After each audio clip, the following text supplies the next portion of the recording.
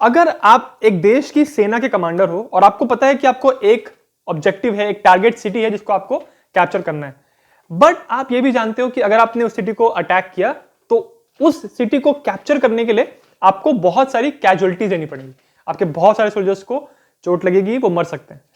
तो ऐसी सूरत में एक दूसरा तरीका है जो लोग अपनाते हैं, वो है घेराव करना, घेराबंदी करना, जिसको इंग्लिश में कहते हैं सीज।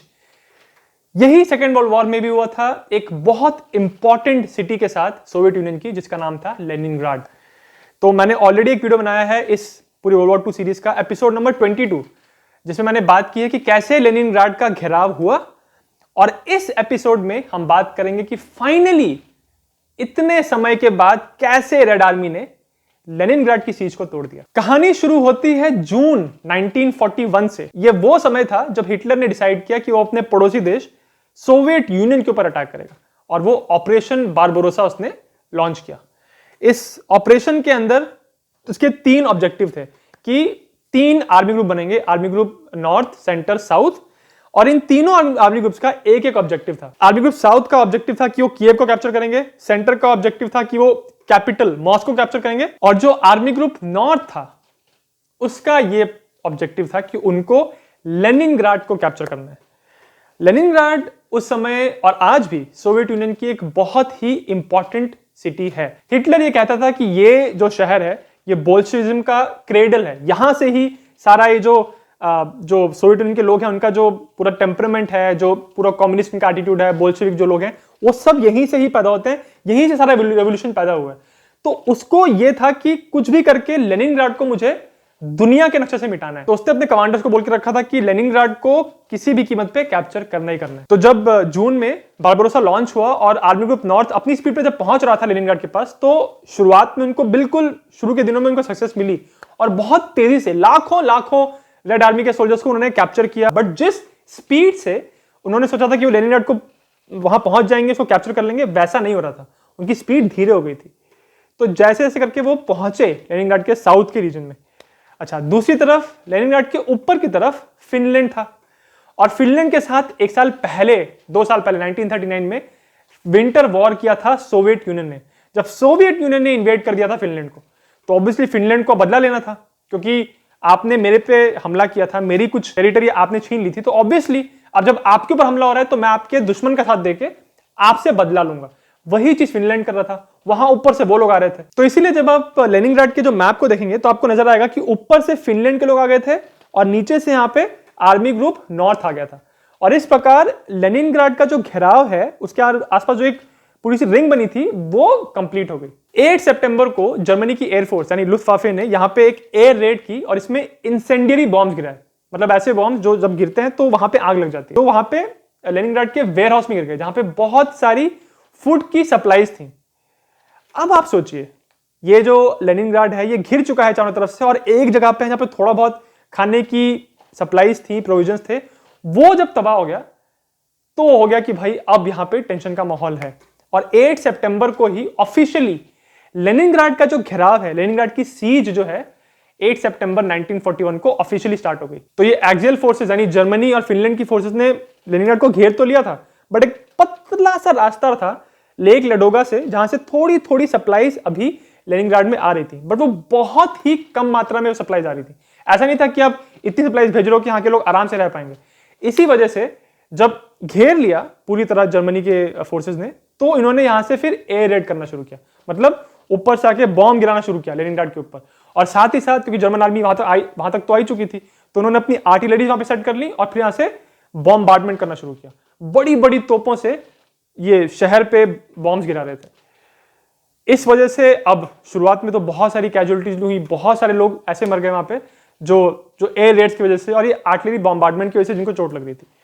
बट दूसरी तरफ जो फिनलैंड था वो और आगे नहीं आ रहा था। उन्होंने कहा था कि हम एयर रेड नहीं करेंगे, हम आर्टिलरी बॉम्बार्डमेंट नहीं करेंगे, हमारा सिर्फ ये मकसद है कि हमसे जो टेरिटरी छीनी थी सोवियत यूनियन ने, हमको बस वही वापस चाहिए। और वहां दूसरी तरफ हिटलर ने ऑर्डर देकर रखा था कि आपको इस शहर के अंदर जाने की जरूरत नहीं है, हम क्यों यहां पे आके अपना असला बारूद वेस्ट करें, अपने लोगों की कैजुअलिटी करें, बस घेर के रखो इस शहर को और लगातार इन पे बॉम्ब्स गिराते रहो और किसी को भी यहां से बाहर निकलने मत देना। तो हिटलर ने क्या कर रखा था कि सब लोग जो शहर के अंदर हैं उनको भूखे मारना है। उसने ये भी कह के रखा था कि इस शहर के जो डिफेंडर्स हैं, जो रेड आर्मी है, अगर वो आती है सामने सरेंडर करने के लिए व्हाइट झंडा लेके, तो उनको भी मार देना है, सरेंडर नहीं करने देना है, हमको इस पूरे शहर को खत्म करना है। ऐसा ऑर्डर हिटलर ने देकर रखा था। तो सितंबर में ये सीज स्टार्ट हुई थी, बट उसके बाद इनके पास खाने के जो प्रोविजंस थे वो तो ऑलरेडी उन्होंने जला दिए थे, इस पे बॉम्ब गिरा दिया था, तो उनके पास अब खाने के लिए नहीं था। तो लगातार जब लोग मर रहे थे तो हिटलर को लगा कि ऐसे ही ये सिटी जो है पूरी तरह खत्म हो जाएगी। बट जो एक लेक लडोगा है वहां से थोड़ी थोड़ी सप्लाई जा रही थी और कुछ लोग को धीरे धीरे इवैक्यूएट कर रहे थे, और इसीलिए वो जो एक रूट था जो मेन लैंड सोवियत यूनियन के साथ जोड़ रहा था लेनिनग्राड को, उसको रोड ऑफ लाइफ भी कहते थे। तो इतना आसान भी नहीं था, कि ऐसा नहीं था कि आसानी से लोग वहां से आ जा रहे हैं। ऑब्वियसली जब जर्मन्स को पता था कि वो एक अभी भी रास्ता है जहां से ये जुड़ा हुआ है सोवियत यूनियन के साथ, तो वो लगातार उस पूरे रोड पे, वो जो लेक का जो रास्ता था उस पर लगातार बॉम्ब गिराते थे, और बहुत लोग यहां से सामान लाने ले जाने में और इवैक्यूएशन के समय लोग मर रहे थे वहां। जब ठंडी के महीने में 1941 के एंड तक आते आते जो ऑपरेशन बारबरोसा धीरे धीरे स्लो होने लगा, ठंडी बढ़ने लगी, तब ऐसा लगने लगा कि मॉस्को का जो अटैक है वो सक्सेसफुल नहीं हो पाएगा। बट लेनिनग्राड के लोगों के लिए जो असली परीक्षा थी वो अब शुरू हुई, क्योंकि यहां पे अब सप्लाईज खत्म हो चुकी थी, लोगों के पास कुछ भी नहीं था खाने के लिए। तो लोगों के हाथ में जो आ रहा था वो लोग खा रहे थे। लोग घास खा रहे थे, पेट्रोलियम जली, कोई भी जीव जंतु है, अगर खरगोश, कोई कीड़ा मकोड़ा, या फिर कोई कबूतर है, कोई चिड़िया आके बैठ गई तो उसको मार देते थे। फिर बाद में चूहों को भी मार के खाने लगे वो लोग। और एक पॉइंट पे सिचुएशन इतनी ज्यादा डेस्परेट, इतनी खराब हो गई थी कि लोग दूसरे लोगों को खा रहे थे, यानी कैनिबलिज्म हो रहा था वहां पे। हर महीने लेनिनग्राड में 1,00,000 लोग मर रहे थे। आप इस नंबर को एक बार पर्सपेक्टिव में रख के देखिए, 1,00,000 लोग मर रहे हैं सिर्फ इस वजह से कि उनको खाने के लिए नहीं मिल रहा है। और जर्मनी की फोर्सेस ये बात देख चुकी थी कि हमको अब यहां पे बॉम्ब्स गिराने की जरूरत ही नहीं है, लोग खाने की कमी से मर रहे हैं। बट फिर भी अभी भी इतने मुश्किल समय में भी लेनिनग्राड जिंदा रहा। तो ये जो पूरा समय था ठंडी का, इसको हंग्री विंटर भी कहते हैं। बट फिर 1942 में जब और ठंडी हुई और लेक लडोगा जब जम गया, तो वहां से फिर कुछ लोगों को इवैक्यूएट किया गया लेनिनग्राड से, लगभग 5,00,000 लोगों को। तो अब लेनिनग्राड में जो पॉपुलेशन बची, जो बहुत लोग मर गए थे, कुछ लोग इवैक्यूएट हो गए थे, अल्टीमेटली अब 1 मिलियन यानी 10,00,000 लोग अभी लेनिनग्राड में बचे। फिर 1942 में जब स्प्रिंग आया और बर्फ हटी, तो फिर लोगों ने, जो बचे कुछ लोग थे वहां पे, उन्होंने सफाई करना शुरू किया, और जो अंदर इंडस्ट्रीज थी उनको ऑन कर दिया। मतलब यहाँ पे काम होना शुरू हो गया था। इतनी हालत खराब हो गई थी कि लोगों के पास खाने के लिए सिर्फ दिन में 4-5 ब्रेड के पीसेस, बस इतना उनको खाने की मिलता था। बट इसमें भी अब उन्होंने काम करना शुरू किया। और ये बात देख के जो लेनिनग्राड के आसपास जो पेरीमीटर था जिसमें जर्मन सोल्जर्स बैठे थे, वो ये बात देख के बहुत हैरान हो रहे थे कि ये लोग, यार कैसे लोग गिव अप ही नहीं कर रहे हैं। और यहां तक हुआ था कि अगस्त 1942 में एक परफॉर्मेंस भी हुई थी, एक म्यूजिक परफॉर्मेंस हुई थी, जिसमें लाउड स्पीकर पे इन्होंने गाने बजाए लेनिनग्राड के लोगों ने, और उनका लाउड स्पीकर का मुंह उन्होंने कर दिया था जर्मन पोजीशन की तरफ कि तुम भी सुनो कि हम लोग गिव अप नहीं करेंगे, हम लोग जिंदा हैं अभी भी। सितंबर 1941 में सीज शुरू हुई थी। उसके बाद से लेके पूरा 1941 खत्म हुआ। फिर 1942 में लगातार सोवियत आर्मी कोशिश कर रही थी इस सीज को तोड़ने के लिए, बार बार वो काउंटर अटैक कर रहे थे। बट क्योंकि जर्मन आर्मी ट्रेंचेस में थी और अच्छी डिफेंसिव पोजीशन थी उनके पास, उसके अलावा उनके पास लुफ्ताफे का सपोर्ट था और उनके पास आर्टिलरीज थी, तो इसकी वजह से वो जो भी सोवियत काउंटर अटैक हो रहा था इस सीज को तोड़ने के लिए, वो सक्सेसफुल नहीं हो रहा था। बट जनवरी 1943 में ये सोवियत आर्मी ने काउंटर अटैक किया और थोड़ा सा उन्होंने एक गैप बना दिया, जिसकी वजह से ये जो सीज है वो थोड़ी पंक्चर हो गई, और फिर एक लैंड रूट खुल गया लेनिनग्राड और मेनलैंड यूएसएसआर के बीच में। मतलब अब जमीन से एक रास्ता बन गया जिससे सप्लाईज आने लगी लेनिनग्राड के अंदर। हालांकि अभी भी ऐसा नहीं था कि भर भर के खाना आ रहा है, बट जितनी बुरी हालत पहले थी उससे सिचुएशन इंप्रूव हुई। और 1943 की एक और इंपॉर्टेंट बात यह है कि देखिए, ऑलरेडी सोवियत यूनियन ने स्टालिनग्राड में हरा दिया था जर्मन आर्मी को, तो यह बात दिख गई थी कि अब जर्मनी की हालत थोड़ी टाइट है। उसके बाद बैटल ऑफ कर्स्क में वापस सोवियत यूनियन की जीत हुई थी।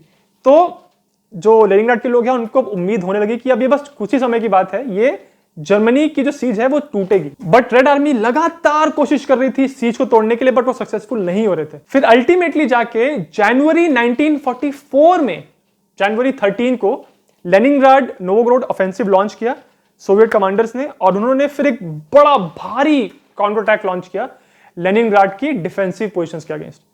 वो जर्मनी के लोग जो ऑलरेडी डर रहे थे, क्योंकि उनको पता था कि उनकी जो नीचे की जो अगर आप मैप में देखेंगे तो लेनिनग्राड की जो नीचे जो फोर्सेस थी जर्मनी की, वो ऑलरेडी रिट्रीट कर रही थी और इनके पास अब सप्लाईज नहीं बच रही थी। इनको पता था कि अब हम अगर हमारे पे बहुत जबरदस्त काउंटर अटैक हुआ तो हम कुछ कर नहीं पाएंगे।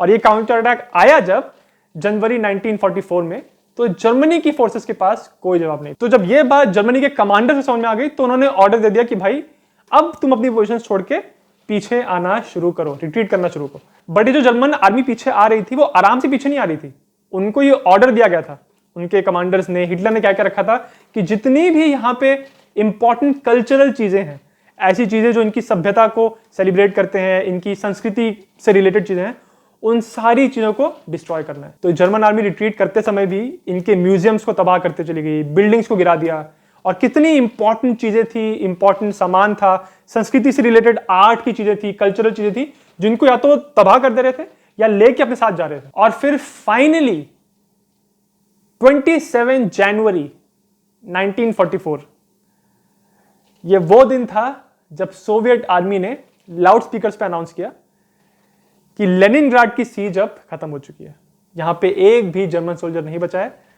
बहुत सारी तोपों की सलामी दी गई लेनिनग्राड को, और जो वहां पे लोग थे उन्होंने सेलिब्रेशन किया।